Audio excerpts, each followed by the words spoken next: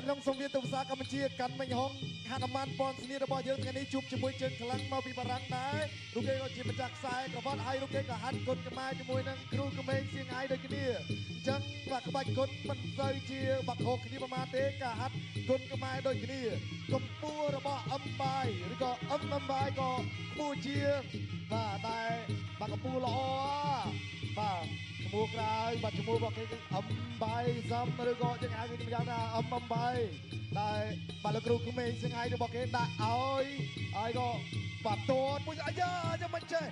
អូតែជួយឆ្វេងយ៉ាងមិនយ៉ាងណាបង្គោលស1 2 3 4 5 6 7 8 9 10អូសោកស្ដាយផងខ្ញុំទស្សនារូបភាពយឺនបន្តិចនេះបាទធេត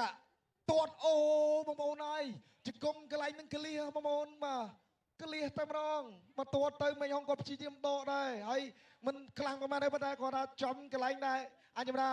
កន្លែងនឹងកលៀណាបងប្អូនយើងកលៀបាទអូយបាទកន្លែងនេះបាទមិញហងហើយបាទសោកស្ដាយផងនេះតតឆ្វេង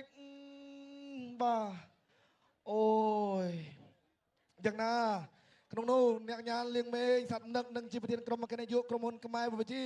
ក៏នៅតែលើកទឹកចិត្តទៅកាន់កីឡាករគុណខ្មែររបស់យើងកាន់មេងហងនៅទឹកប្រាក់ចំនួន